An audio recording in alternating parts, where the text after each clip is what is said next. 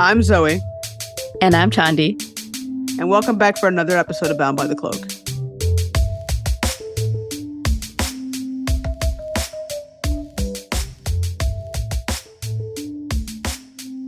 On an earlier episode, we spoke to Karen Boes about her case, the murder conviction, the arson, and the death of her daughter, Robin.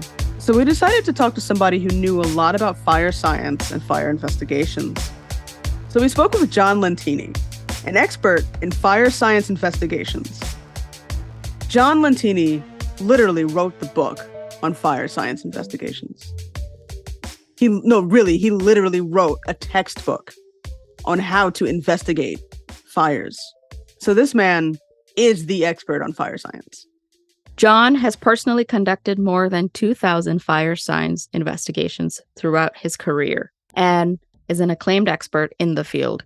We spoke to John not just about Karen's case, but about fire investigation techniques in general. We spoke about the evolution of fire science and about how some of the techniques used in fire investigations is now known as junk science, including some of the techniques used in Karen's case.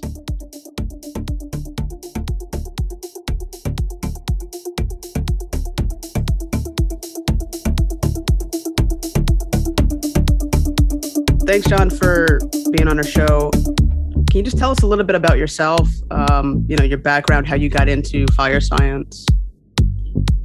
I got into it sort of by accident. When I graduated from college in 1973 with a degree in chemistry, or mainly chemistry, there weren't any jobs for chemists.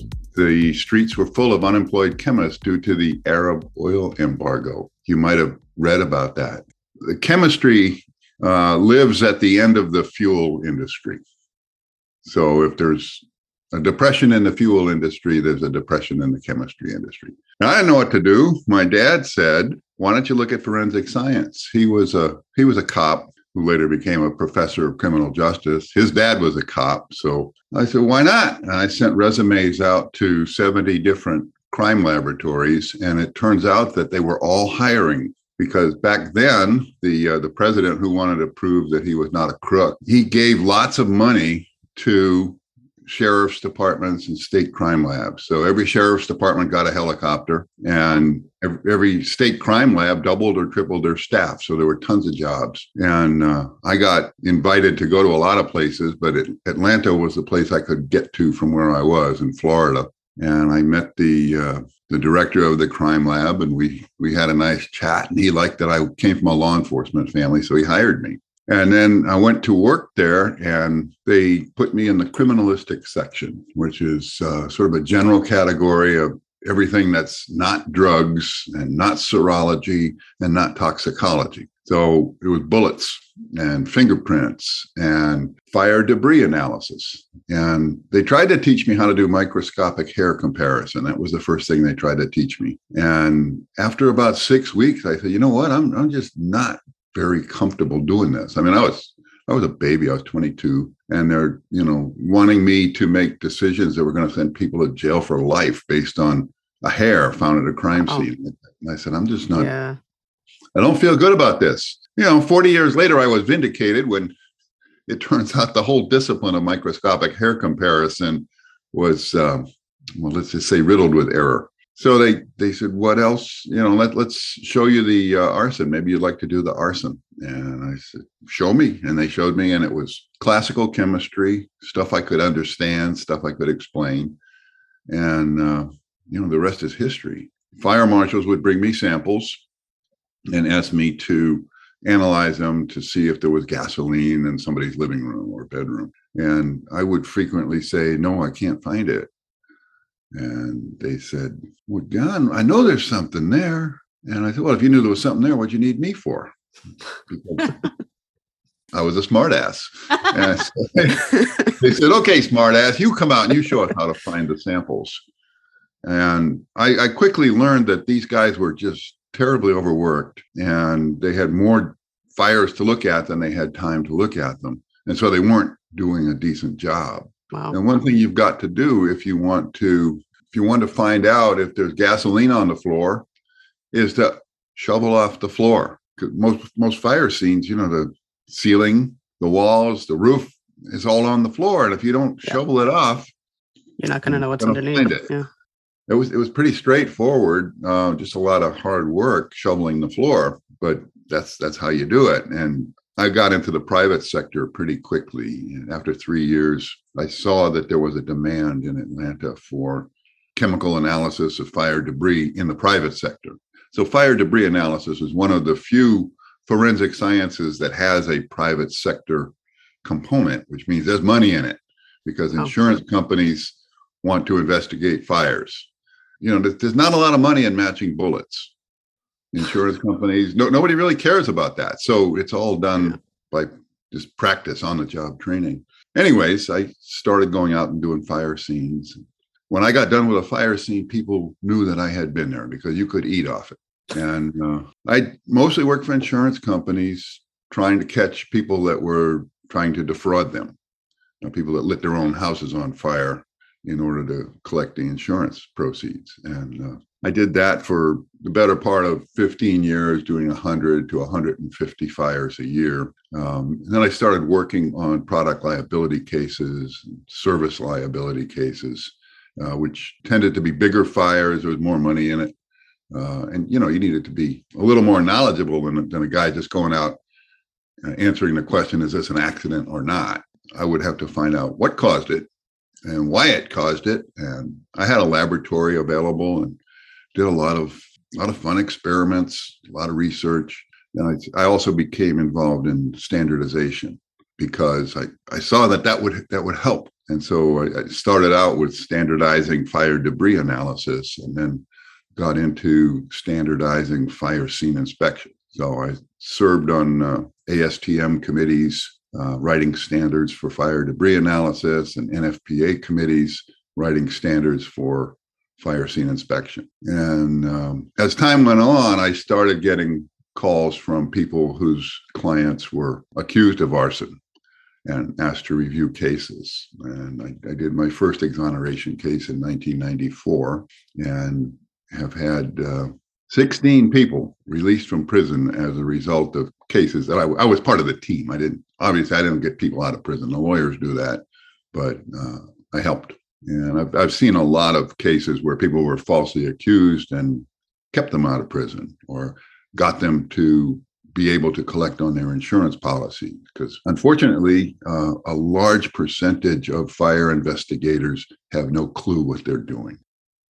So you didn't end up becoming a cop like your dad and grandpa. Oh, I worked for the cops though. And one of the problems with forensic science is, it's a team effort, between the police and the prosecutors and the scientists. And you get scientists who lose their perspective and they think, their job is to help the team get the conviction rather than help the team understand the evidence. And so we have in forensic science a number of really ugly cases over the years. It was just yesterday, I think the state of Massachusetts, the Commonwealth of Massachusetts, agreed to refund $14 million in fines because of this crooked laboratory analyst who just made stuff up. She could analyze drug cases at 3 times the rate of her colleagues because she didn't bother running the tests. She just said, "Yep, I'll collect cocaine." Oh, so, is that the one that there was a documentary about? I think Annie Dukin was named. Yeah, there's a few of those. And there are people in all of the forensic science disciplines who became forensic scientists to help bring closure to the victims. Those people chose the wrong line of work. The idea is to help people understand what the evidence says. And some forensic scientists don't get that. They're not really scientists. They're cops. They should have become detectives. And then they could bring closure to the victims. But no, it's a kind of corruption, but it's not like they're making money on the deal. Obviously, fire science is different than a fire investigation, right? It's a science. And so what is the difference? How does someone who studies fire science see fires versus someone who is just a fire investigator? Well, there shouldn't be any difference. Everybody that investigates fires should be applying science to the physical evidence. When I got into this business, people believed a lot of stuff that just wasn't true because nobody had actually tested it. The concept that fire burns up and out and it leaves a V V-shaped burn pattern, and you get to the bottom of the V, that's where the fire started. Well, that's Wow. pretty good. Yeah, if you put the fire out before it becomes fully involved, Yeah. fine. But once a fire becomes fully involved, the rules change, and nobody knew that. And back when fire investigation was getting started in the 50s and 60s, the phenomenon of flashover was rare, and people really didn't know much about it. And this is because back then, the fuels that were involved, the furniture, for example, was made out of wood and cotton and wool, and not made out of polyurethane foam, which is like solid gasoline. And so when you light a couch on fire that's made out of wood and cotton and wool, it might take 30 minutes to burn that couch. It might never bring the room to flashover. Whereas if you light a sofa on fire that's got polyurethane cushions and Dacron fiber fill in the back, it'll bring the room to flashover in under 5 minutes. That's And why there's like the material testing now for the level of material that's used in product. polyurethane foam, it's got the air already mixed in. It's got this highly flammable fuel, and it releases a ton of heat. And so people in the early 90s, they began to look at the phenomenon of flashover. And flashover, it turns out, can burn the heck out of the floor, even though there's no flammable liquid on the floor. It used to be that if there's flammable liquid on the floor, or if the floor is burned, people say, oh, low burning, there must have been a flammable liquid to help it burn.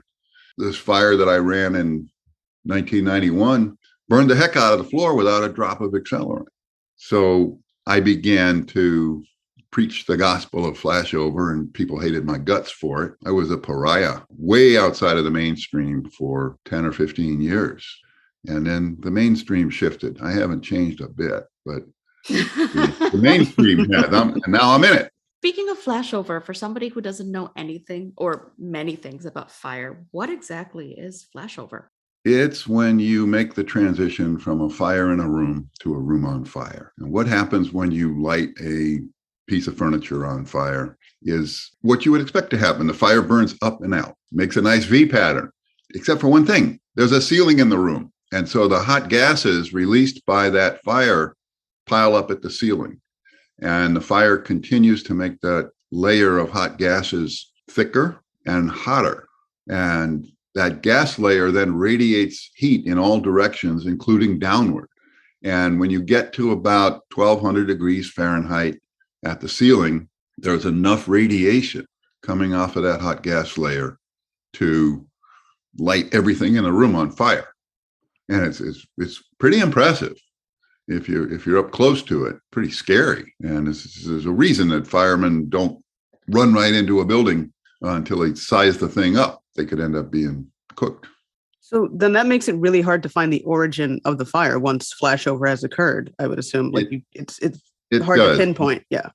The longer the room is fully involved, the longer period of time after flashover, the harder it is to find the origin. To where if it's burned for more than 3 minutes beyond flashover, or 3 minutes in a fully involved condition, there is no science that says that fire investigators are capable of determining the origin any more than saying, well, it started in this room. We know it started in this room, but we can't tell where. And that's because when flashover occurs, the fire uses up all the oxygen in the room. And you need to have oxygen in order to have a fire burning.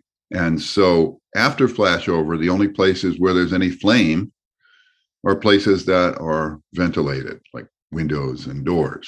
So you get burning there. And not only do you get burning there, you've got the hot gases and the smoke exiting the room at the top because they're lighter.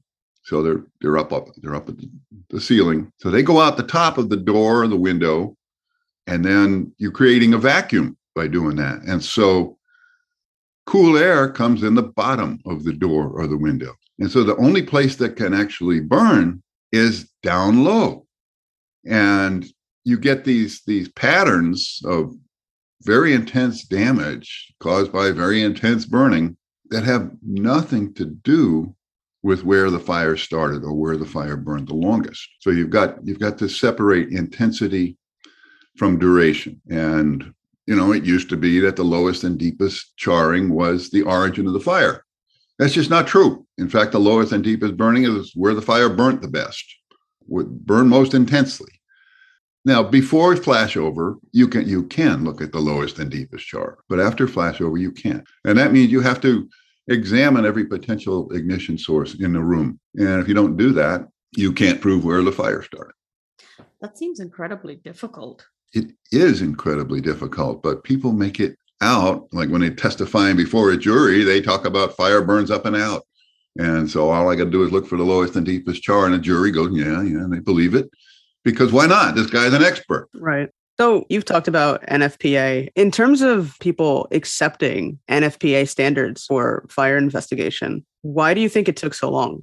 A couple of reasons. Number one, NFPA 921, which was the document that says you got to use science, it scared people. They weren't scientists. Most of the people that become firemen didn't even go to college. They want to become firemen. They didn't want to go to college. But then after they, have been fighting fires for a number of years, they say, "Oh, I want to be a fire investigator." And then the person that taught them didn't go to college, didn't study science. So they felt job insecurity. Well, if you got to be a scientist to do fire investigation, I don't have a job anymore. That was number one. Number two, denial. If you send somebody to prison that doesn't belong there, you feel terrible about that. Anybody would. Or if you cause a family to lose their life savings because the insurance company said, no, we're not paying you, you were wrong about that, you'd feel terrible about it. So it's easier to just say, oh, these guys, these fire scientists, they don't know what they're doing. And so it was 1992 when the first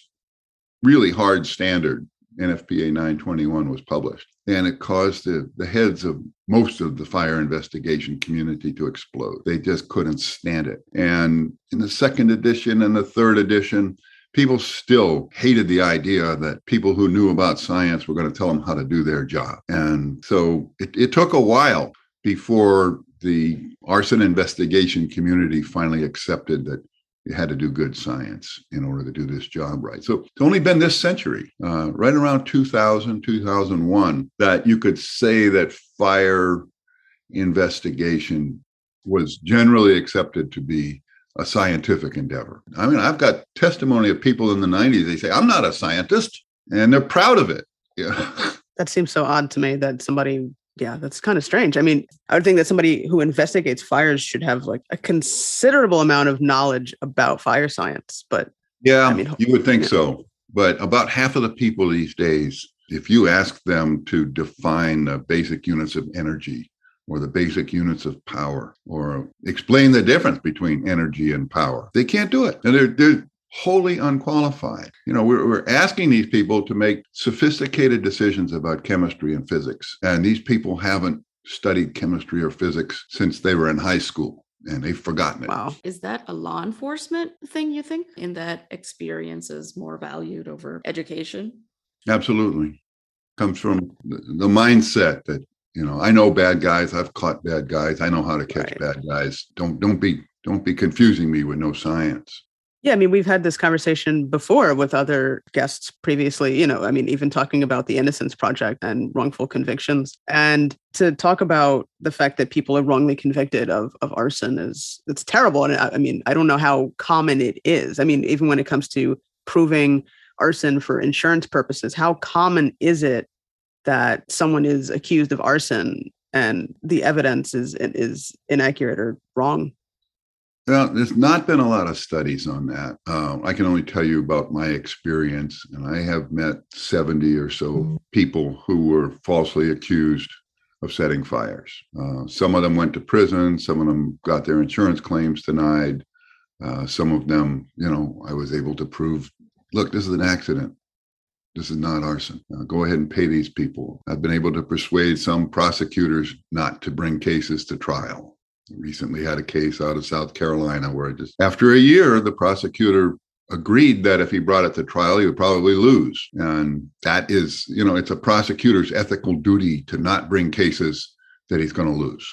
So if he knows he's going to lose the case, his ethical obligation is to dismiss the charges. The National Registry of Exonerations at University of Michigan, they have north of 100 people that were wrongly convicted of arson. So it's not real common. On the other hand, if you're one of the people that gets wrongly convicted, you don't care that it's rare. People tend to seek me out now because of my publications and my work with various committees and doing interviews like this. Somebody who's got an innocent client will call me up. Of course, people with guilty clients call me up all the time too, and I just tell them, get the best deal you can. But it's my job to help the lawyers figure out if they want to fight it or if they want to take a plea deal.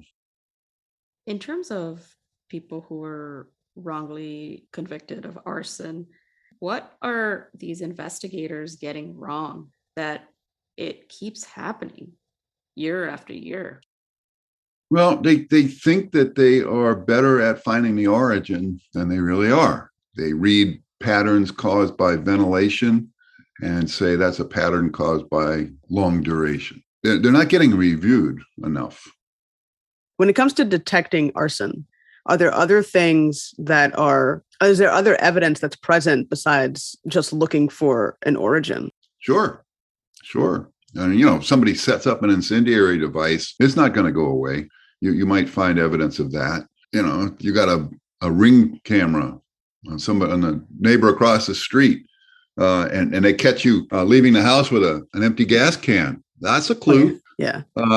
People confess to it all the time. They brag about it. People find out. Thing to brag about. It is, but criminals are stupid.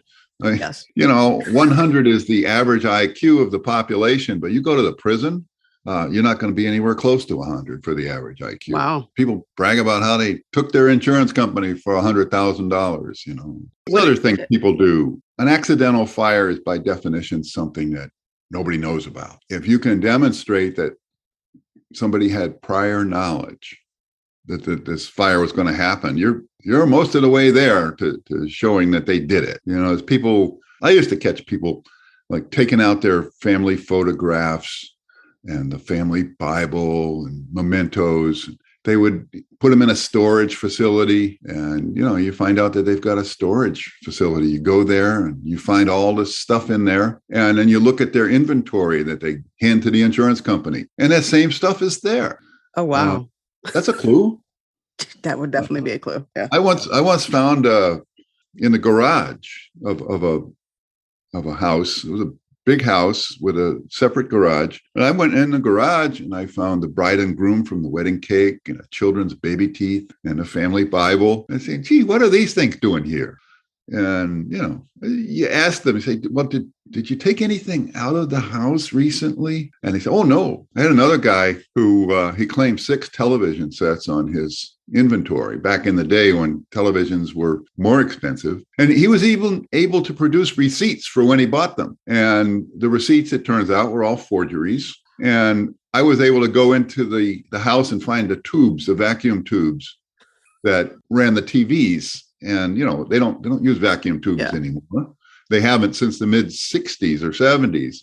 And this guy got old TVs in the house, and he's saying they're new TVs. So even if you couldn't prove what caused the fire, and we couldn't, the house was burnt to powder, but we were able to show that this guy's lying about the TVs.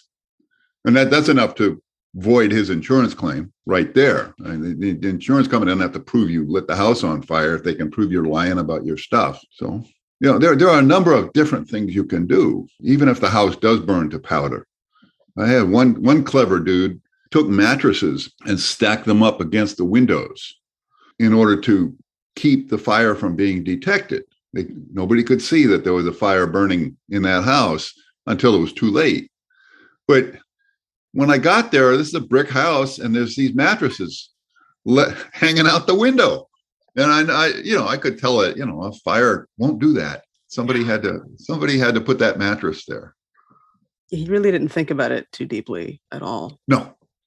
And there's some people, they try and fool the fire investigator. I had one guy took the dining room table out and put plates and silverware on the floor so it would look like the dining room table had just burned up, leaving the plates and silverware behind.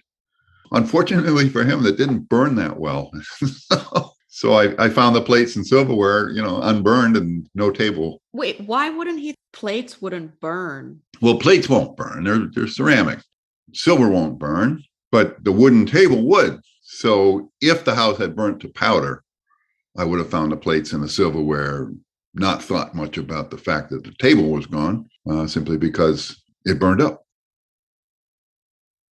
I guess it's more common than I thought. People burning up their houses for insurance money. I mean, It comes and goes. It was a really big problem in the 70s and 80s. These days, burning your house, it's easier to sell your house than it is to burn it. And, the blessing of that is you don't have to go to prison. yeah, listeners, just sell it. Don't burn it. Yeah. There's some people still do that. These tend to be the low value houses. If you got a really nice house, Don't burn that. people don't burn them. And once in a while, there's an exception to everything. But the arson fires that I worked on were mostly cheap houses. But that might be because I was working mainly in the Southeast. A lot of po folks in the South. So you said fire investigating is a team effort, or just the investigation as a whole, but like beyond just the fact that there's a fire. How many different types of people would be working on that team besides law enforcement and a fire investigator? Would they hire a fire science expert to assist, or would they just solely investigate it themselves? Well, in order to do the chemical analysis, you need to get a chemist involved. You need to get people that are skilled at interviewing in order to interview the eyewitnesses to the fire, in order to interview the firemen. You have to learn what people saw, or at least what they think they saw. And you've got to have lawyers, prosecutors. You got to have defense attorneys. I know a lot of defense attorneys, and most of them don't want bad guys on the street. They have wives and children, and they don't want bad guys on the street any more than the prosecutor does. But in order to send somebody to prison, you have to give them a fair trial, or at least give them effective assistance of counsel, so they know when to plead guilty, or when to go to trial. So the whole criminal justice system and the civil justice system, requires lawyers. But the average lawyer that I work with is going to get one or two arson cases in his career. So they're not very knowledgeable. So they need somebody to advise them. And these days, they get it mostly. Judges sometimes are reluctant to provide a defendant with funds to hire an expert, but mostly the judges realize that this is complicated stuff, and you can't expect a lawyer to understand it without some expert help. Lawyers don't get science. If they got science, they would have become doctors. People who go to law school generally are not trained in science, and so they need to learn a language. And it's two different systems, the justice system and science. And the job of forensic scientists, including fire investigators, is to bring that science into the case in a way that helps people understand. So do you get a lot of flack or pushback in your line of work? I used to get a ton of it. Nowadays, people invite me to come speak at their seminars. I speak regularly at the ATF Training Academy in Huntsville, Alabama, where I tell them what's going to happen to them if they screw up. And what kind of things I will be looking for in their cases. And they appreciate that. I've been trying, throughout my career to educate my colleagues in how to correctly investigate a fire and how to get the right answer. Nobody wants to find the wrong answer. But a lot of times, especially if you have children die, somebody's got to pay. People want to bring closure to the victims. Sometimes children die in accidental fires, and there's nothing you can do about that. Speaking of children dying, I mean, that was the case of Karen Boes that you wrote a report on, and that's an ongoing case. And what's interesting about that is, that's happened over decades. So in terms of fire science evolving over time, so you've been doing this for what, almost 50 years? Oh, wow. Yeah. Yeah. So, what's been constant and what has changed the most? What's been constant is the notion that low burning is unusual. And so when people see low burning, they say, fire must have had help. What's been constant is that people don't understand the role of ventilation. For a lot of years, I and my colleagues tried to help people understand the role of radiation, which is it's the main mode of heat transfer once a fire becomes fully involved. When a fire starts out, what you have is convection. That is the hot air is lighter than the cool air. And so the heat rises. Everybody gets heat rises. And for many, many years, that was what fire investigators told juries. Heat rises and this floor is burnt. So something suspicious happened here. I think we have gotten that across to the vast majority of fire investigators, that radiation is more important than convection in terms of what causes the damage. What we're still struggling with and still trying to understand is the role of ventilation.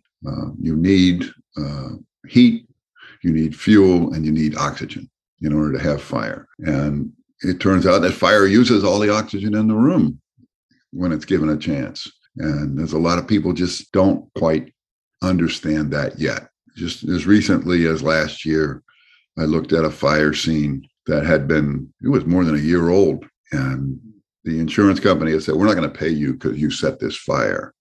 And I said, well, how did they determine that? And they said, well, we know where the fire started and there's nothing there that's accidental. And therefore, it must have been set. It's a combination of both not understanding the role of ventilation and using a kind of thinking called negative corpus.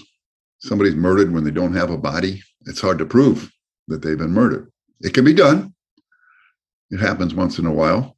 But in this particular scene, there was a floor-to-ceiling window that had broken open during the fire. And of course, there was heavy burning right next to that window. And this investigator went in and just declared that that's where the fire started. And he was wrong. He didn't process the room. I ended up spending 6 hours shoveling that room out. And I try to make a point of not doing that anymore. I've done it more than 2,000 times. Jeez. And I'm old. And my body is just not up to shoveling for 6 hours. But that's what I ended up doing. And in doing that, I found several potential ignition sources that the first investigator didn't even know were there. I also found 6 cans of spray paint that had exploded, and that would make the fire pretty intense. But it turns out they didn't have any chemistry. They just went on this theory of negative corpus. And it's only been 12 years since the NFPA standard said, hey, don't use negative corpus. And that was in 2011. And a lot of people's heads exploded again. They said, wait a minute, how am I ever going to get a conviction if I can't use negative corpus? Well, you need better evidence. That's what you need. So there's still a lot of negative corpus going on and still a lot of not understanding the role of oxygen. What's changed is that we are getting better. There's a lot more fires that are called undetermined these days when a fire investigator realizes, I can't prove what happened here. And a lot of fire investigators are becoming more cautious. And a lot of the old school has retired, which is how things advance. Max Planck, who was one of the great scientists of the 20th century, he said, science advances one funeral at a time. It's not that people figure out that there's a problem with the way they're doing things. It's just that they retire. So I say fire investigation advances one retirement at a time.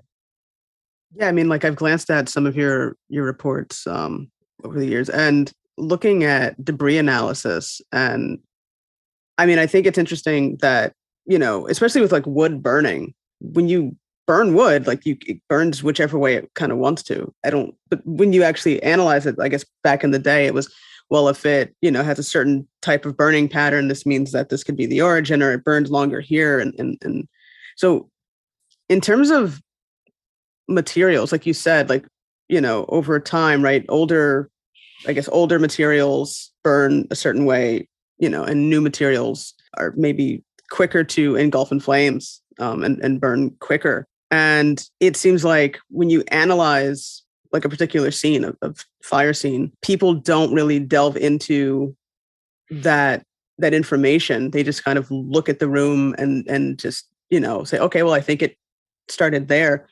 Why don't people take the time to really sort of dig in and find the source? So they're just solely looking for a conviction. They're only looking for, okay, somebody probably caused this fire and this is the origin. I'm going to go with that. Why is it that it's just sort of, it ends at that moment and doesn't go any further?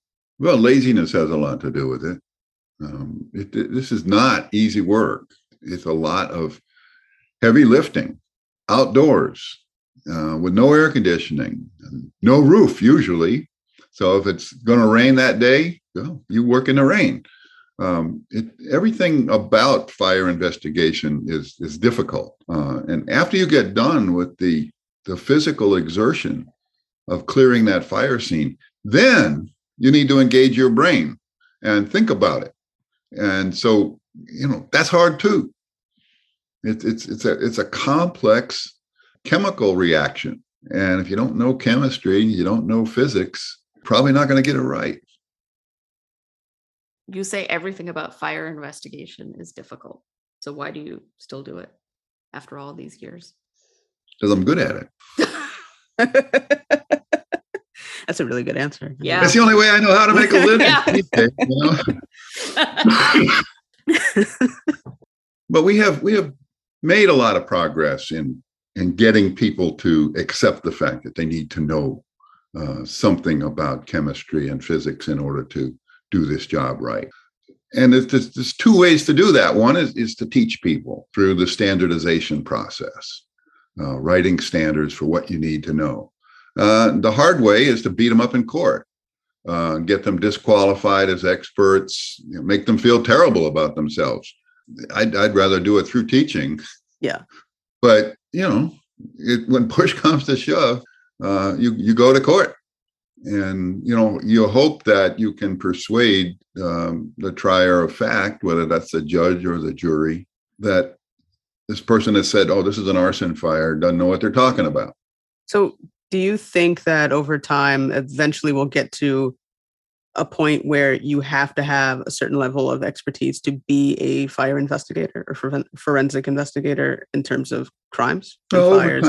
Over time, things will improve and have improved tremendously. But right now, despite the efforts of a number of people, there's a standard called NFPA 1033, and it sets forth the job requirements for fire investigators. And it says you got to have a high school education. Then it goes on to say you've got to know a lot of things, and none of those things are taught in high school, but it still says high school education. And this is as recently as 2022. It's kind of scary because you need to know. Well, that's that most of the people in the business don't own a science degree, much less, and only half of the people own some kind of college education.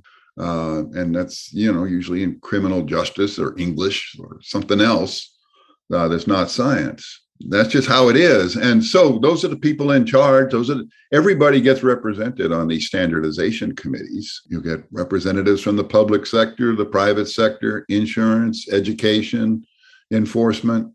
And it has to be a balance of interests in order to promulgate a standard. So if you don't have that balance, you can't have the consensus. And when you have that balance, you get people with no college educations on the committee. And they say, I don't think we need to require a college education. I would have to fire half my staff if we required a college education. So no, I'm not going to go along with that. And it doesn't happen. But gradually people are getting the message, that if you're not able to explain the combustion of hydrogen, you don't get to testify. A judge actually said that. There was a fire marshal was asked about the combustion of hydrogen, and it was like a deer in the headlights. And the judge, without any prompting, without any objections, he just piped up and he said, I'm sorry, if you don't know H2O, you will not be rendering opinion testimony in my courtroom. And every time the fire marshal got close to an opinion, the judge would say, that sounds like an opinion. I told you don't get to express opinions. So That's really that was a scary. painful lesson for that person, though. Yeah. I mean, they could have just learned how combustion works. So, these days we tell people you've got to understand stoichiometry, which is how to balance a chemical equation. And for years I had people saying, John, we don't need to know how to balance a chemical equation in order to do fire investigation. And I said, well, I really think you do, so that you can understand what you're doing here. But the deep down fundamental science is something that a lot of people don't have and don't want to understand. I mean, that's really scary, because then that can result in wrongful convictions of people who have not started fires for criminal purposes. Right. And so, I mean, there are a lot of people who are probably still in prison for these crimes. Oh, yeah. Like we said, Karen Boes is. Boes' case is this kind of an outlier. Okay. A more typical case would be that of Claude Garrett, Tennessee, who was just last month released from prison after 30 years for lighting a fire that he didn't light. The Boes case, there were two very knowledgeable fire investigators who declared that it was not a suicide, it was a homicide, but their reasoning was wrong. Okay. And one of them, I know, was just a team player. The prosecutor wanted the fire to be an arson, then by God, that would be his result. The other guy, I have a lot of respect for, and he's been known to say that this is a bad science determination, but I don't quite understand their reasoning. They said a fire started in the hallway when the daughter is found in the bedroom, and there's a gas can in the bedroom, and there's gasoline all over the bedroom. No gasoline in the hallway, but they said it started in the hallway, and somehow that doesn't make sense. No. Yeah. It doesn't, but you had these two well-credentialed, nice-looking, articulate experts that said the fire started in the hallway. So Karen Boes is in prison.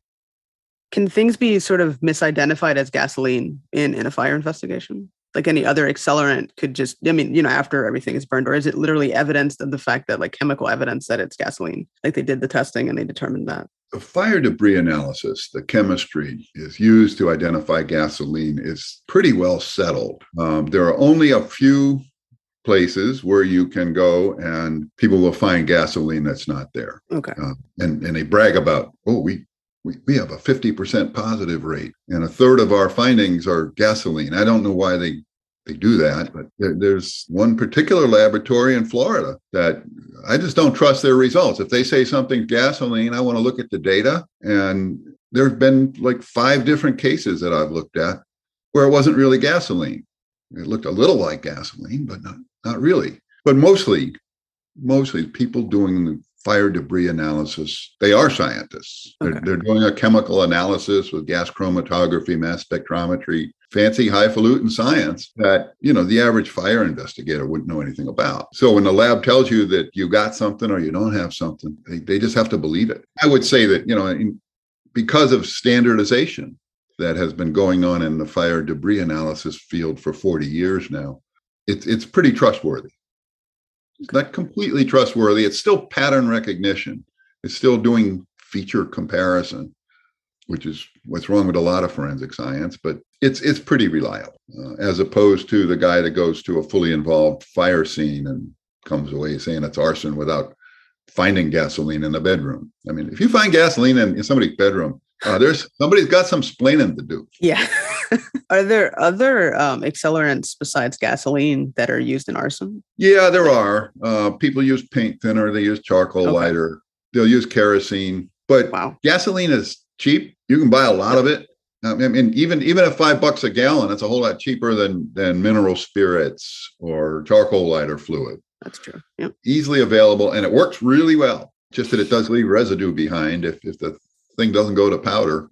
Somebody's going to find it, or maybe a dog will find it. There's a lot of a lot of very well trained canines that they're willing to go sniff the whole scene. I used to sniff fire scenes all the time. You'd see me on my hands and knees sniffing a spot. You have a picture of that? But I'm not doing the whole fire scene. The thing about a dog is he's willing to do that. And they are very good at finding samples that have a higher likelihood of testing positive than humans are. But, there are people that, if a dog alerts, they say, well, there must be accelerant here. There's another step that goes beyond that. The dog tells you where to take the sample, and then you send it to the laboratory. And if the laboratory confirms that there's something there, then you got something. But there's people that, they say, well, it depends on the dog. No, it doesn't. If the dog says it's there, that means you send it to the lab. It doesn't mean you call it accelerant. So has that happened in court where people are saying, okay, but the dog alerted, so there has to be something, like that's happened in court? Oh, yeah. Lots of times. Although these days we usually are successful in getting that kind of evidence excluded. Right. But back in 1994, there was a guy in Atlanta had a dog alert 12 times in his home. And the dog handler said, wow, 12 hits. They took 12 samples and sent them to the Georgia Crime Laboratory. And the laboratory said, there's nothing there. Sorry. And then the prosecutor went to the crime laboratory and took custody of the samples herself and took them to a private laboratory. Of course. And the private laboratory said, nope, there's nothing there. And this prosecutor still insisted on introducing this evidence. That prosecutor was named Nancy Grace. It was her last conviction. That does not surprise me at all. That's well, I helped to get it overturned. And when I'm talking to audiences of defense lawyers, I say, I got Nancy Grace's last conviction overturned. It usually results in spontaneous applause. Yeah. But if it doesn't, I will insist on it. That's wild. Wow.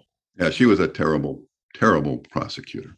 I mean, that's the interesting thing about you, I think, as a person and also probably why you've been doing this for so many years and still doing it, because you are not afraid to tell the truth. I mean, I would imagine a lot of people in your field or in your position would leave because of threats. Well, I like it. It's fun. It's, there's a lot of people who will say, no, he's not telling the truth. He's lying. He's doing it for money to get this guilty guy off. I don't want guilty guys on the street. And I tell defense lawyers, who are my major source of consulting work these days, 3 out of 4 times when I look at a case that doesn't pass their smell test, I say, well, it passes mine. This looks like an arson fire. And then the lawyer knows that they've got to deal with it. And defense lawyers know that 90% of their clients are guilty, even the ones that say they're innocent. Well, the thing is, I get a lot of cases that don't pass a lawyer's smell test. So the universe of cases that I look at is sort of limited. If it's a really obvious case, they see the guy running away from the scene with a gas can, they usually don't go to the trouble to hire an expert on cases like that. I want to talk about this case that happened in the mid-90s in Philadelphia. So it was Christmas Eve and a fire had broken out, and the mother had insisted that her infant, or I think it was a newborn, was kidnapped. But the investigators said that no, she was incinerated, and that's why you don't have any remains. And fast forward a few years, she actually found the child alive. She was kidnapped by a family member. So what do you say to that? I think that's a perfect example of fire investigators who didn't know what they were doing. I could say a lot worse about that, but that doesn't happen. And these fire investigators believed that it did. They had no basis for believing that. You just don't incinerate a whole body to where there's nothing left. There's going to be bones left. There's bones left after people are cremated. You don't turn to ashes right there in the crematorium. They got to crush them. They got to crush the bones afterwards. So these guys, they're just stupid. Okay, there's no other way. Yeah. They're just stupid. And why somebody didn't call them out on it right away is it's a puzzlement. But Philadelphia is kind of special. They're just a lot of old-timey guys with old-timey notions that were doing fire investigation in Philadelphia in the 90s. Frank Rizzo was the police chief and then the mayor. It was just a culture of stupid, right-wing stupid, but stupid. And that's who got promoted, the guy that got the most convictions. It taxes the imagination that somebody could think that a baby had just turned to vapor, and nobody called them out on it. That's the thing that's amazing. You can have a guy that's stupid, but he's supposed to have a boss who's smarter than he is. I mean, it's just kind of like me not having any, real knowledge of like fire science, right? Because I'm not a scientist. Even I would just like that's absurd to think that, there would be nothing left. It's crazy. It is absurd. And I guess that's also part of the culture of law enforcement, which hopefully has changed over the decades. That slowly. Definitely not as much as we would like, but to push back and not brotherhood or culture. Yeah, it is part of the culture wars. I think that, things began to change right around the early 90s with Barry Scheck and Peter Neufeld founding the Innocence Project.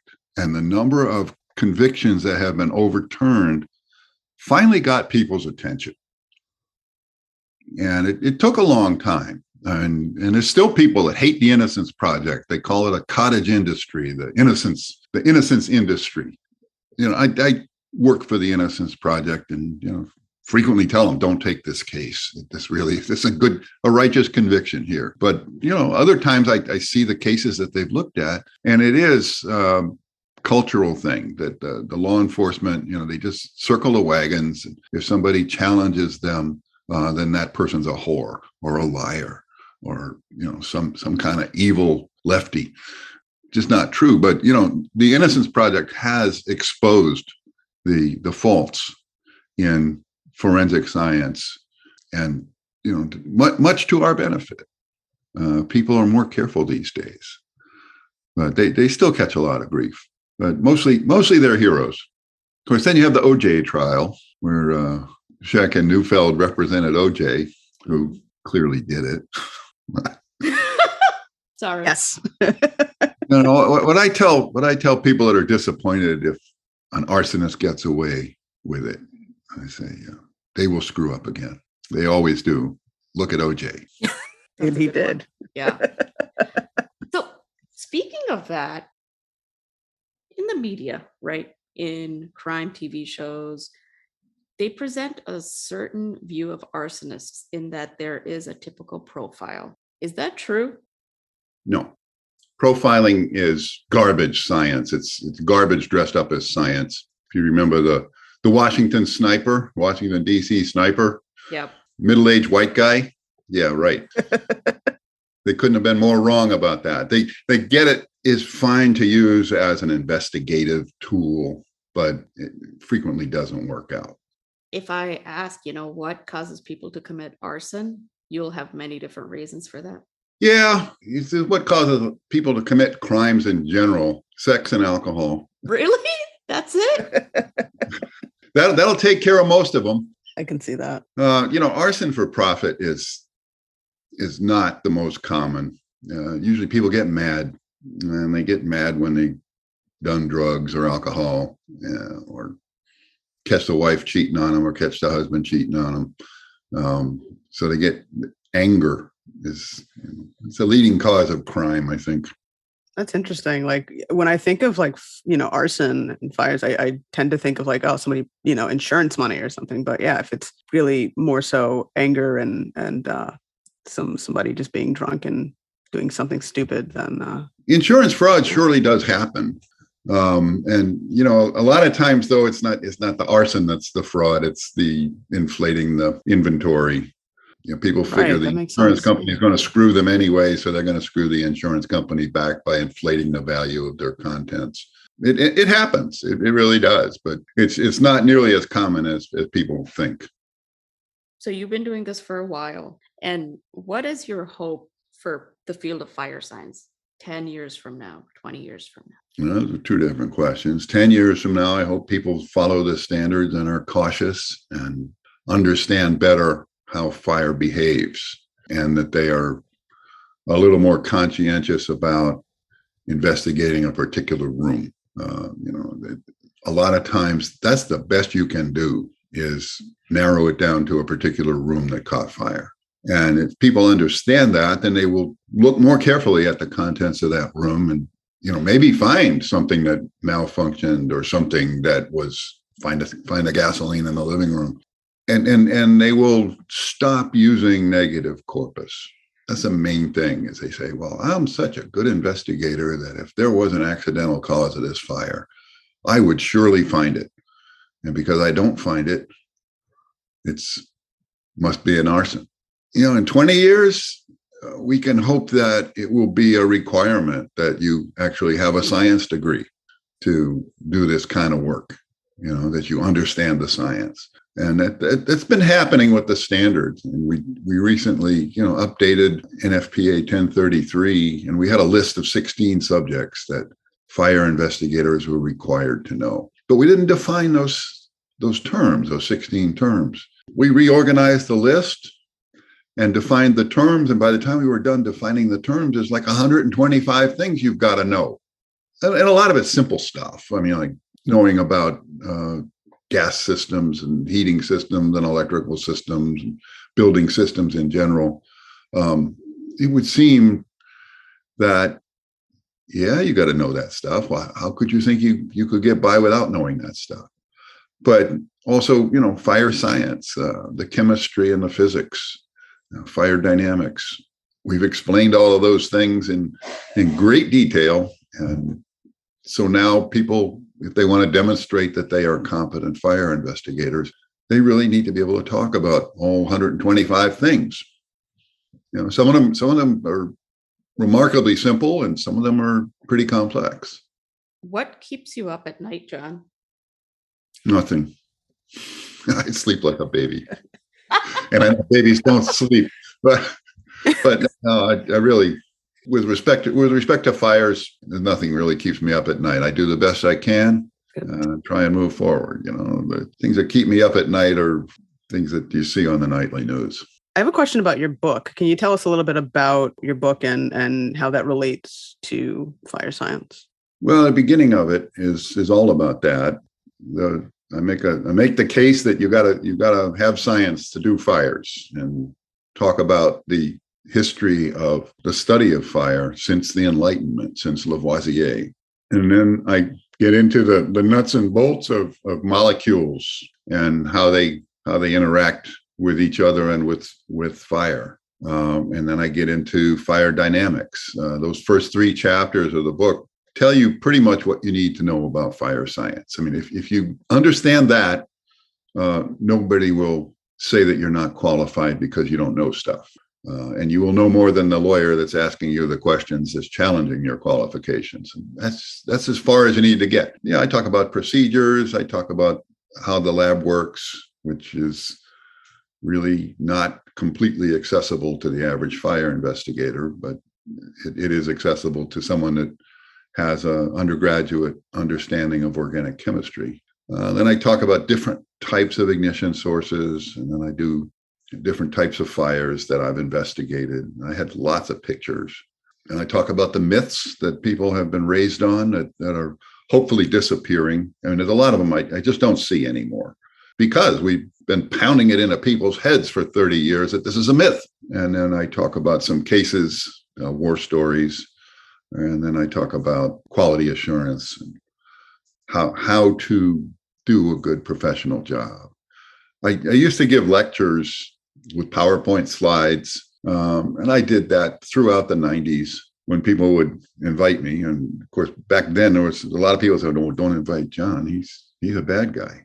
But sometime in around 2002, I realized that I had enough material to put together and write a book, which I did. It took me quite a while. It was 2004 when I submitted the manuscript. I think it wasn't published until 2006. And then I've updated it twice. So the 3rd edition was just in 2018. It explains how to do the job. And it's the first fire investigation book in full color. My publisher initially said, well, we'll give you 8 pages of color plates in the middle. That's the way a lot of textbooks work. Textbooks are not cheap to produce. And so when I got got the manuscript done. The publisher said, okay, you need to pick out the pictures you want in color. I said, you know what? That's cheesy. Just do it all in black and white. And the publisher said, do you think people would pay an extra 20% for color? And I said, absolutely. And it was the first fire investigation textbook in full color. Now, all the fire investigation textbooks are in full color, but I do take a certain amount of pride in that. I got that done. Yeah. I mean, that's important because how else are you really going to see it? If it's in black and white, you're not. Yeah. Fire scenes are pretty much black and white. And without the color, there's not a lot you can tell. Yeah. Except for the really obvious stuff. Scientific Protocols for Fire Investigation. 3rd edition. And that's used in terms of fire investigating or fire science or both for educational purposes. Yeah, I use it as a training document. Okay. And a lot of people use it as a book to train people that are studying fire investigation. There's not a lot of people studying it, but those that are. Yeah, we need more. Yeah. We need more people like you, John. Uh-huh. Okay. That was a very... I'm pretty close to retiring. Yeah, so you need a protege. Yeah, we need for every one of you, we need like 20 more people. Well, there's people coming along that get it. People, their entire lives, and they never learned the myths. And NFPA 921 has been a part of their profession since they got into it. It wasn't something that was new that they had to accept or change. It's just the way it is. So there's people coming along.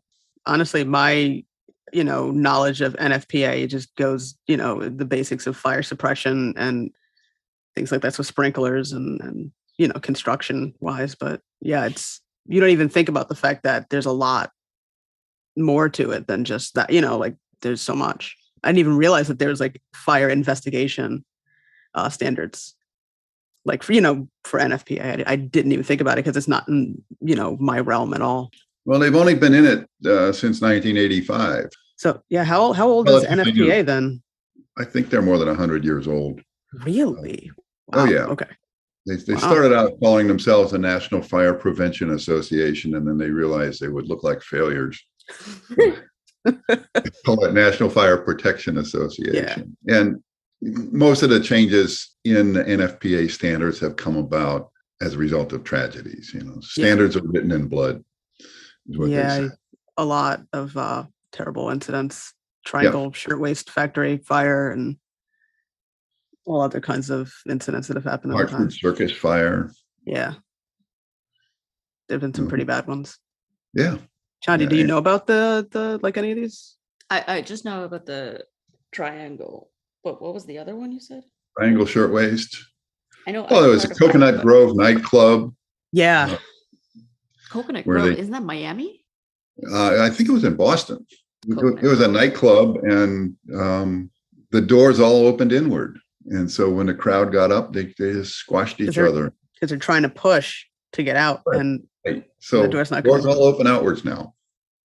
And unless you have it under a certain capacity, which I still disagree with, but I don't understand it, but somehow it's still allowed. Because my initial thing is to push out. And then when I'm in like a tiny restaurant, I'm like, oh, it opens in. That's still odd to me. Yes, but it is. And, you had Beverly Hills Supper Club fire in the Cincinnati area. I don't even think I heard about that one. You had the Station nightclub not too long ago. That was bad. That was really bad. Listening to the audio of that one is just really disturbing. Yeah, and then there's Grenfell Towers in the UK that killed about 70 people. I mean, who thought it was a good idea to put a flammable cladding on the outside of a brick building? Yeah, that's where in the UK was that? It was in London. Yeah, that's why we have material testing and using certain materials for exteriors and I mean even in the interior. Yeah, just like the wall ratings or door ratings, everything. Mm-hmm. DuPont Plaza was an important fire. There's been quite a few. Yeah. Every time something like that happens, people fix the standards. It's a shame that it just takes a tragedy or disaster to happen for things to get better. But I guess that's the only way you really learn. Well, you can't get people to spend money unless you make them. It's just sometimes you got to have laws that say, look, you have to spend this money. I don't care if you don't want to put in a sprinkler system. You're going to put in a sprinkler system, or you're not going to get a permit to build a place. Been to so many commercial fire losses where they didn't put in a sprinkler system. They lose 10 or 20 million bucks. And I say, how do you feel about saving that $100,000 on a sprinkler system now? I mean, yeah, it's important. It really is. Well, thank you for. Thank you. Yeah. Sure. Thanks. You. This is great.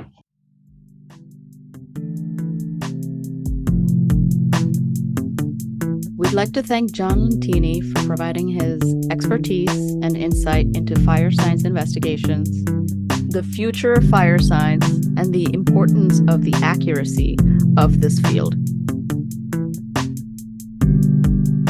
Check out John's website, firescientist.com. And if you're so inclined, check out John's book, Science Protocols for Fire Investigation. It's available on Amazon and firebooks.com.